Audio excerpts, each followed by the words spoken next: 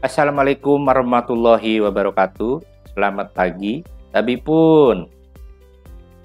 Selamat bertemu kembali dalam video pembelajaran mata kuliah perencanaan hutan, mana dalam pertemuan yang ke-16 ini kita akan membahas lagi terkait teknik pengambilan keputusan pada perencanaan kehutanan.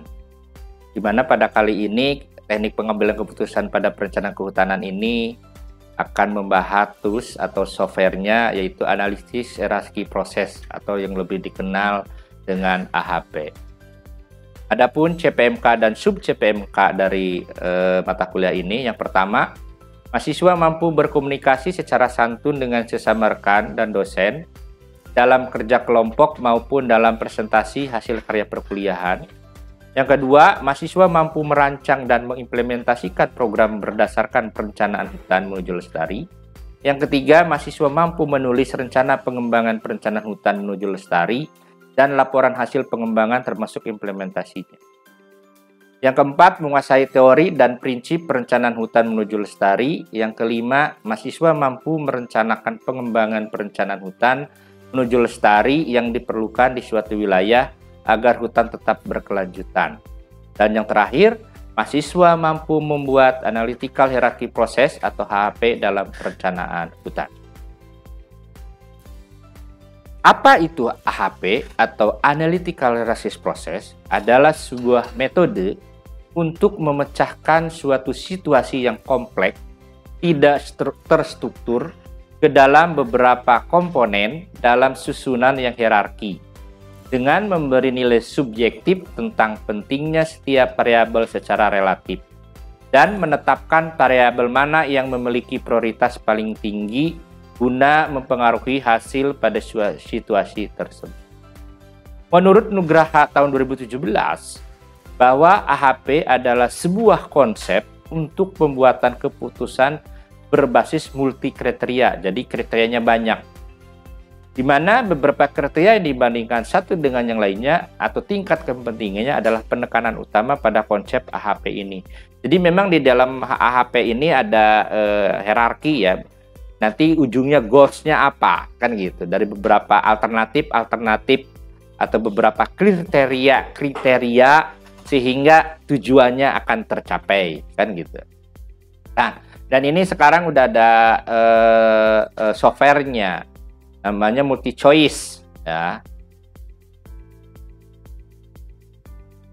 Oke. Kemudian proses pengambilan keputusan pada dasarnya adalah memilih suatu alternatif yang terbaik. Nah, contohnya misalkan bagaimana kita efisiensi menggunakan bahan bakar ya, bahan-bahan kendaraan.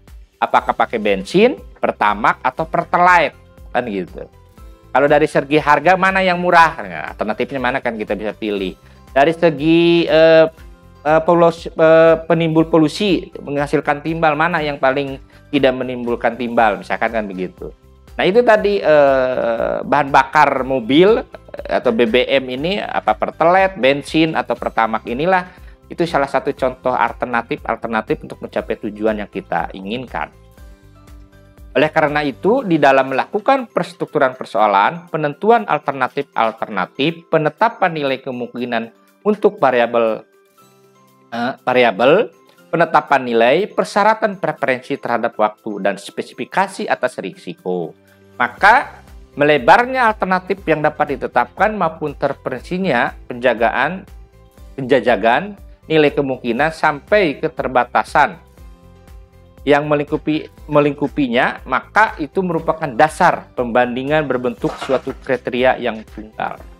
Oleh karena itu, peralatan utama AHP ini adalah memiliki sebuah hierarki fungsional. Nah, kalimatnya gitu ya, memiliki sebuah hierarki fungsional dengan input utamanya persepsi manusia. Jadi berdasarkan persepsi manusia.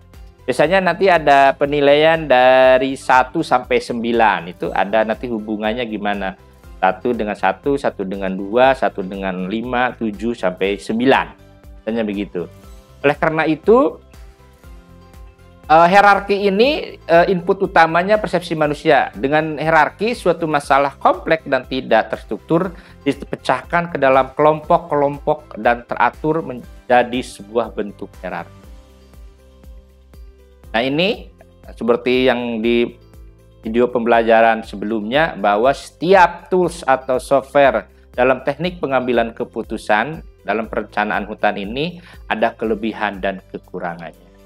Apa itu kelebihan daripada AHP dibandingkan dengan lainnya? Yang pertama, struktur yang berhierarki sebagai konsekuensi dari kriteria yang dipilih sampai pada subkriteria yang paling dalam. Yang kedua, memperhitungkan validitas. Nah, ini yang penting sebenarnya. Dalam hal data itu validitasnya harus dilakukan. Biasanya yang baik begitu. Sampai dengan batas toleransi inkonsistensi. Biasanya konsistensinya itu 1 misalkan. Jadi 100%. Biasanya toleransinya itu inkonsistensinya itu 1 ya. Jadi kalau dijumlahkan tetap harus 1 gitu maksudnya. Itu berbagai kriteria dan alternatif yang dipilih oleh para pengambil keputusan. Yang terakhir adalah memperhitungkan daya tahan atau ketahanan output analisis sensitivitas pengambil keputusan. Oleh karena itu, AHP ini mempunyai kemampuan untuk memecahkan masalah yang multi-objektif dan multi-kriteria yang berdasarkan pada perbandingan preferensi dari setiap elemen dalam hierarki. Jadi, model ini merupakan suatu model pengambilan keputusan yang komprehensif. Nah, jadi, itu beberapa kelebihan daripada AHP. Adapun kekurangannya, yang pertama, metode AHP memiliki ketergantungan pada input utamanya. Input utama yang dimaksud adalah berupa persepsi atau penafsiran seorang ahli, ya. Sehingga dalam hal ini melibatkan subjektivitas sang ahli. Selain itu juga model menjadi tidak berarti jika ahli tersebut memberikan penilaian yang salah. Ya memang di sini kita mewawancara terhadap pakar ya ahli ini. Seorang ahli ini pakar ya. Pakar itu tidak harus dia bergelar profesor, doktor, tapi dia ahli di bidangnya. Ya udah berkecimpung lama di bidang itu gitu ya. Itu ahli ya. Beda dengan profesor, doktor dan lain sebagainya. Yang kedua, metode AHP ini hanya metode matematis, di mana tanpa ada pengujian statistik berdasarkan data historis permasalahan yang telah terjadi sebelumnya, sehingga tidak ada batas kepercayaan. Memang kalau di metode AHP tidak ada batas kepercayaan, tetapi inkonsistensinya itu ada ya. Kalau dia udah 1 berarti konsisten kan gitu. Dan informasi pendukung yang kuat dari kebenaran model yang terbentuk. Di dalam AHP ini ada prinsip-prinsip dasar yang harus kita perhatikan dan harus kita pahami dalam menyelesaikan persoalan dengan menggunakan AHP. Menurut Mulyono tahun 2004, 1. Decomposition, di mana decomposition ini memecahkan atau membagi problem yang utuh menjadi unsur-unsur ke dalam bentuk hierarki. Proses pengambilan keputusan, di mana setiap unsur atau elemen saling berhubungan. Untuk itu, untuk mendapatkan hasil yang akurat, pemecahan dilakukan terhadap unsur-unsur sampai tidak mungkin dilakukan pemecahan lebih lanjut. Sehingga didapatkan beberapa tingkatan dari persoalan yang hendak dipecahkan. Struktur hierarki keputusan tersebut dapat dikategorikan sebagai complete dan incomplete, di mana suatu hierarki keputusan disebut complete ya maksudnya, jika semua elemen pada suatu tingkat memiliki hubungan terhadap semua elemen yang ada pada tingkat berikutnya. Sementara hierarki keputusan yang tidak komplit ini kebalikan dari hierarki yang komplit. Yang kedua adalah comparative adjustment. Nah, ini penting ya, di mana prinsip ini memberikan penilaian tentang kepentingan relatif dua elemen pada suatu tingkat tertentu ya, dalam kaitannya dengan tingkat yang di atasnya. Jadi kan hierarki namanya juga ada tingkatan hierarki itu. Kayak kalau di SFM itu ada prinsip, kriteria, indikator, parameter, kan itu tingkatan hierarki gitu. Oleh karena itu, penilaian ini merupakan inti dari penggunaan metode AHP. Jadi comparative adjustment itu sangat penting. Ya, comparative adjustment itu justifikasi para pakar dan lain sebagainya, misalkan kayak begitu. Jadi penilaian ini dapat disajikan dalam bentuk matrik. Ya, matrik biasanya tergantung nanti apa 4x4 dan 5x5. Ya memang sekarang Expert Choice ya, Expert Choice ini sebagai salah satu software Untuk HP bisa juga dengan manual menggunakan perkalian matrik. Nah, matrik pairwise comparison yaitu matrik perbandingan berpasangan. Nah, itu jadi nanti bisa HP ini secara manual dengan menggunakan matrik perbandingan berpasangan yang memuat tingkat preferensi beberapa alternatif untuk kriteria, di mana skala preferensinya seperti yang saya tadi sebutkan di awal, yaitu skala 1 menunjukkan tingkat paling rendah sampai dengan skala 9 tingkat paling tinggi. Nah, ini contoh skala perbandingan berpasangannya. Nah, ini yang seperti saya sampaikan di awal. Bisa dilihat di sebelah kanan saya tabel skala perbandingan berpasangan, di mana ada intensitas kepentingan dari 1, 3, 5, 7 sampai 9. Di mana 1 ini artinya sama pentingnya dibandingkan dengan yang lain. Misalkan ada suatu perbandingan A dengan A atau A dengan B. Nah, itu sama enggak kepentingannya? Kalau sama, kasih 1. Sedangkan 3 adalah moderat pentingnya dibandingkan dengan yang lain. Jadi si 3 ini, misalkan si A ini lebih penting daripada si B. Pentingnya, tapi masih moderat ya. Kalau 5 itu kuat kepentingannya. Sedangkan 7 itu sangat kuat. Sedangkan 9 itu ekstrim, yaitu paling kuat gitu kan. Dibandingkan dengan yang lain.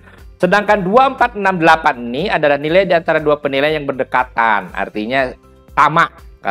Kalau 2, 4, 6, 8 itu sama. Jadi A dan B itu sama kepentingannya. Sedangkan kalau 1 itu ini lebih ini sama kalau 1 sama pentingnya, kalau ini 2, 4, 6, 8 itu dua penilaian yang berdekatan. Jadi sama-sama dekat nilainya, hampir sama lah. Dalam penilaian kepentingan relatif dua elemen berlaku aksioma resiprokal. Artinya jika elemen I dinilai 3 kali lebih penting dibanding J, maka elemen J harus sama dengan 1/3 kali pentingnya dibanding elemen I. Ya, perbandingannya lah paling sederhananya kalau kita perkalian matrik kan. Kalau sebelah kanan 3, makanya di sebelah kirinya atau barisnya dengan kolomnya 3, maka baris kolom berikutnya adalah perbandingan terbaliknya adalah 1/3-nya. Maksudnya seperti itu. Kalau dua elemen dibanding misalnya ke 1 berarti sama pentingnya. Misalkan kalau garis menyilang gini ya, itu misalnya 00 sama 11 semua ataupun sama. Kayak tadi 1 ya 1, 2 ya 2 kan gitu. Yang ketiga adalah synthesis of priority, bahwa prinsip ini menyajikan matrik pairwise comparison yang kemudian dicari agent vektornya, nilai agentnya ya, untuk mendapatkan local priority. Karena matrik pairwise comparison terdapat pada setiap tingkat. Maka untuk mendapatkan global priority dapat dilakukan sintesa di antara local priority. Nah, itu harus diperhatikan. Jadi ada nilai agentnya ya, nanti nilai agent itu bobotnya lah kalau di SWOT dan lain sebagainya. Yang keempat ada logical consistent. Nah, ini yang konsistensinya ya. Tadi kalau di AHP itu harusnya 1. Nanti dijumlahkan apapun bersama dengan 1. Kalau 1 berarti udah konsisten dia angkanya. Nah, logika konsistensi ini merupakan karakteristik yang paling penting. Nah, jadi kalau nanti hasilnya tidak 1 gitu kan, 0, sekian atau 1, sekian, wah tidak konsisten, berarti ada data yang salah itu. Jadi harus dilakukan perubahan. Nah, ini dapat dicapai dan mengagresikan seluruh vektor agent yang diperoleh dari tingkatan hierarki dan selanjutnya diperoleh suatu vektor composite tertimbang. Jadi sebagai nilai tertimbang ya, yang menghasilkan urutan pengambilan keputusan.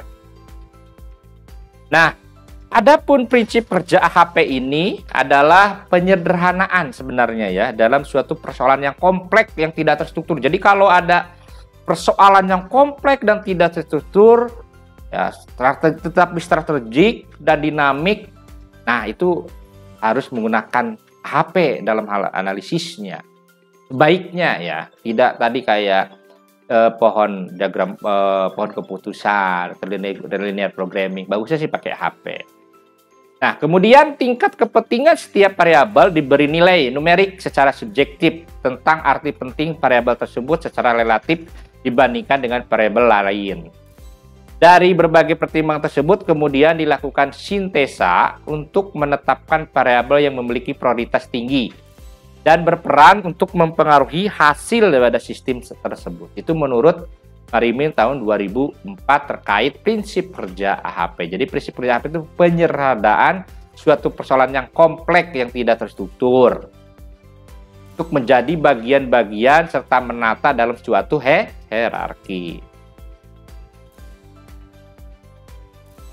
Adapun langkah-langkah dalam metode AHP menurut Suryadi dan Ramdhani tahun 2002, yang pertama itu mengidentifikasi masalah dan menentukan solusi yang diinginkan. Yang kedua, sistem yang kompleks bisa dipahami dengan memecahnya menjadi elemen-elemen pendukung, menyusun elemen secara hierarki dan menggabungkannya atau mensintesisnya.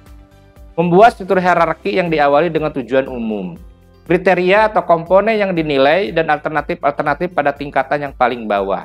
Nah, ini struktur hierarki AHP dapat dilihat pada gambar sebagai berikut. Nah, bisa dilihat di sebelah kanan ya, sebelah kanan saya. Nah, ada level 1 itu adalah goal, tujuannya ya, tujuannya apa? Dari situ kita akan membuat level kedua sampai level ketiga. Kalau level kedua disebut subkriteria. Ya, ada kriteria dan subkriteria. Nah, dari subkriteria ini kita akan memilih alternatif 1, alternatif 2, alternatif 3 gitu ya. Dimana di kriteria masing-masing kriteria kita memilih subkriteria. Yang paling gampang itu kayak nanti di mata kuliah kesehatan hutan ya, terkait bagaimana prinsip, kriteria, indikator dan parameter itu bisa menggunakan AHP. Yang ketiga adalah membuat matrik perbandingan berpasangan yang menggambarkan kontribusi relatif atau pengaruh setiap elemen terhadap masing-masing tujuan dan kriteria yang setingkat di atasnya. Perbandingan dilakukan berdasarkan judgement dari pengambil keputusan dengan menilai tingkat kepentingan suatu elemen dibandingkan elemen lainnya. Ini contohnya tadi ya, yang tadi perkalian matrik ya, matrik perbandingan berpasangan. Jadi kriteria 1 dikali ya, ini baris ya, ini kolom, jadi kriteria 1 dikalikan dengan kriteria 1 menjadi K11. Kalau kriteria baris di dalam baris kriteria 1 dikalikan dengan kolom kriteria 2 menjadi K1 2.